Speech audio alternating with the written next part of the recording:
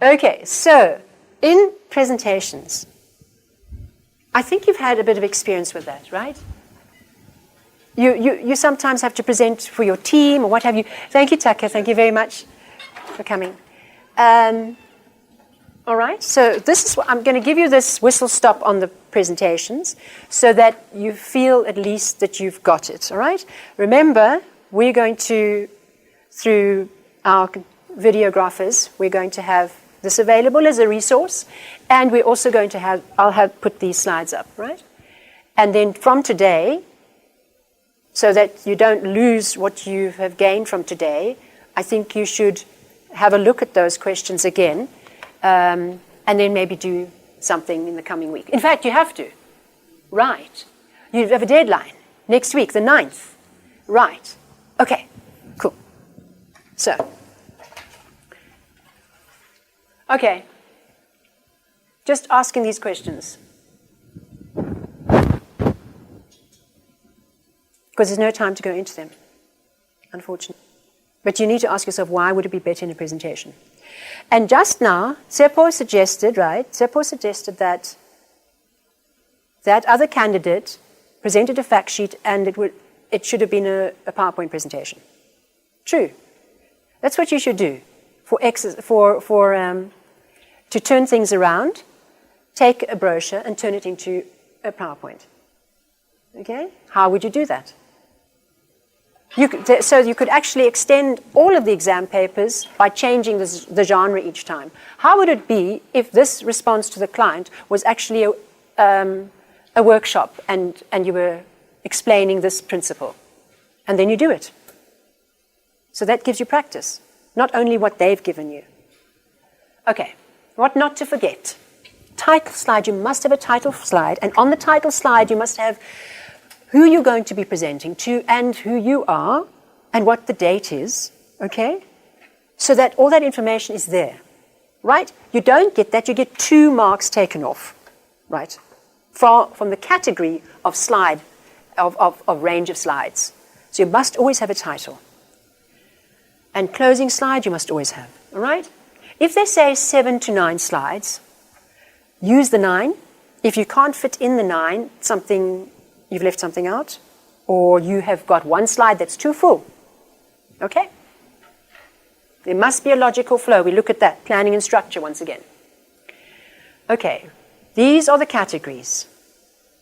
Range of slides, headings and titles. The headings and titles, you must, after your title page, you're going to have your overview. And on your overview, you're going to have a sequence, right? And this is where if you have one question, it will look wrong if they're not all questions. So rather turn them into statements or have them all as questions. Okay? Then that must correspond with the title, the headings of each of your slides. Right? So already you know, if you get a presentation, this is how you're going to fill it. It helps sometimes when you are stuck and you don't know how to start, is to put in, this is what the topic is. It's not training, but you know what your topic is, and then you fill up, if you've got some time. Some people respond very well with this, others don't. But most of all, you have to ask yourself in your presentation, am I shouting at my audience with this information? You know, tone is a difficult thing to ascertain in a presentation because you think that it's okay just to put the information. But usually, it helps if you've got a you there, a personal touch, right? If you're speaking to the pensioners and it's about their pension fund, don't state pensioners need to or pensioners will benefit. You will benefit because we know that's the audience already. So if you use pensioners in the third person like that, it's alienating. All right, so watch out for that. The May 2015 attempt, we did have, it's there in front of you. I don't like, the one slide has both a graph and something else on 2 graphics, and it's very full. Usually you will have enough slides so that you can have a separate one, okay, for each. Okay? I don't want to go out now and show you that, but you have, I think you do have that with you, hey? You know where I mean. Okay, so wait, that was it actually for the presentations. What are your difficulties with the presentation? Questions on the presentations. So who's done a presentation question before? Tafara, you've done. Alice, Sam, and you have Shamisa and Raisa. Antonio, you've done one. And Tabella, you've done presentations. And then did you got a question? Okay, so for me, like in terms of presentations, I always struggle with the font to use. Font? Yes, so that it's like the whole slide looks full. So how big, how small, what to put? Okay, good question. 20. You should actually have a 20. You should be able to make it 20. Mine, this one, I don't know if it's exactly 20, but it's either 18 or 20. It's very close to 20, if it's not 20. So I try and make it 20. But that one will be bigger, right? The heading. My slides today, you're not going to be as creative, okay? For your slides. Don't. Because I wanted you to remember today. So that's why I jazzed it up. But you won't present in this way. You will go with, you can go with a design that is simple and allows you a good space on the slide to illustrate your information, right? Or you'll go just with your own, and you will use color to enhance the visual recall, okay? And the size of the font is for the heading is definitely bigger than what is inside the slide, right? Okay. And other issue I have trouble with is like if you are making a presentation and then you are going to present the presentation, the PowerPoint, so you can just put like maybe pointers, knowing very well that you're going to elaborate. Or is it a presentation that you just want to send via email and everybody will just open it at their own desk and read? So how much information do you put? Like if I'm going to present, I can just write one-word points, knowing very well that how much I'm going to speak maybe 5 minutes on this point and this point and this point. But if I'm going to do that in an exam situation and just like say 1 point and then send it as a presentation, will the examiner, now understand that, or now I'm forced to actually explain exactly what this is, which increases now the number of words I'm putting in the slide. Now the balance between that, now I get. I hear you, and it is tricky, but you would not put a one word as a point, right, ever, because the presentation must still be able to stand on its own. It must still make sense in terms of the flow and the framework. So we understand that you would fill it out. That is why we do not want you to have a full sentence. Okay, we don't want you to have a long sentence there. We want you to have phrases, not sentences. But we don't want you to be so cryptic as to only have one word. All right? Definitely not one word for a heading. Okay.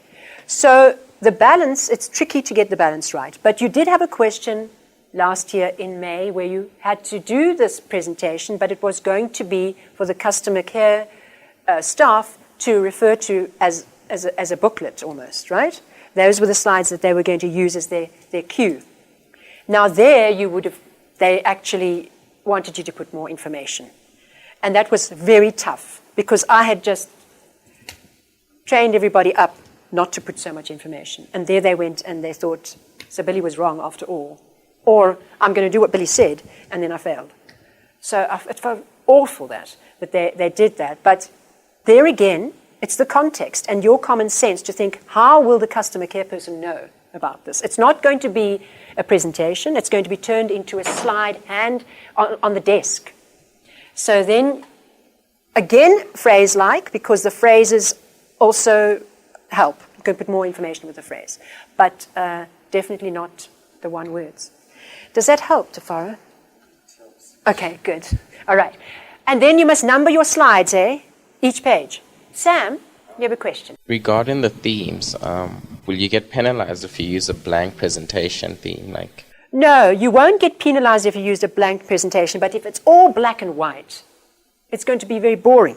Because the thing is, we are a visual species. We like to see, things need to stand out. You must ask yourself, will this person be able to remember this slide? Okay, I'll ask you. The slide on the probability, for example, there was blue and there was other things and then there was the red. So do you remember that slide at all? And do you remember any of the salient points? You remember the 20% or whatever. What was it? 20, the number 20 or 23. I think it was 23. You remember that, eh? Okay. So that's what you're going for. You're going for at least the indication that you have made this visually stimulating, and for recall. At a glance, the person will know, the audience will know what it's about, especially if it's a graph.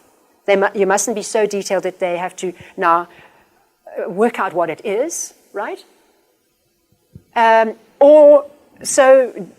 Such a narrative or prose-like that they have to read it. You don't want them to be in that space. It's the accessibility. It's important, right? So there are other ways to make your slide look better. You can indent, okay? You can use the spacing. You can have you can layout that can be different as well. And yeah, so try those things. Arrows, diagrams, they're very useful, especially if you want to show a process, okay, or sequence. This happens, and then you have an arrow, and then this happens. Whatever you use as a shape, though, it must make sense if it's standing in the place of words. So usually an arrow means that there's the progression, or that one thing is as a consequence. This thing is a consequence of that previous one that is above, especially that arrow that goes like that. Okay, so those are useful to do. Very nice to do. Okay, Fatima? I wanted to ask, they said that we get marks for planning, so do we have to attach a separate planning sheet? No. What we mean by planning is that it's clear that you planned this. It's clear to us. We won't look at your work. No draft. Please don't. No, it's fine. It's Fatima's first time. Okay, so isn't there a song about the first time and the last time? So we're hoping that everybody's writing N211 for the first and the last time. Yes. So when you do graphs on an Excel spreadsheet that shows the calculations for your presentation, do you need to attach that? You attach that because they might want to know how you arrived at it, the technical people, right? Technical markers. But you're not getting marks for that. It might be because they're questioning whether the memo was right or whatever, or how you arrived at it, your logic. And then it's very nice to do your graphs, set it up in Excel, whatever form it is, pie chart, whatever, and then put it in there, bring it into the PowerPoint. Really good, yeah. So that's encouraged, okay? So remember that the PowerPoint presentation is a visual medium. We don't have yet where we want you to fill in notes so that we know what you will say. That doesn't exist at this point, right? So, yeah, but generally speaking, the PowerPoints are you can really take from the notes what to put into each slide. But the planning it must be evident that you've thought through what to say at the beginning and how to substantiate these claims, and then to draw it together again. And that the conclusion or summary is indeed not just a repetition of the slide before, but it brings together the salient points. Okay? So what I'm going to do is, I'm going to say that if you have further questions, you can contact me. But I have added you all to the Vuller site as a member of this group. Okay? We are only our own group, and I want to ask, has anybody accessed it yet? You have. Okay, was it okay? Did you have any problems? Right. So we've got a chat room there that you can speak to. I will know when there's somebody speaking there. The beauty about that is that everybody will see it, the response. The other thing is it immerses you in this whole project of yours to get this exemption. It's not something that you only pick up just 3 days before. That is what this whole mini course is about.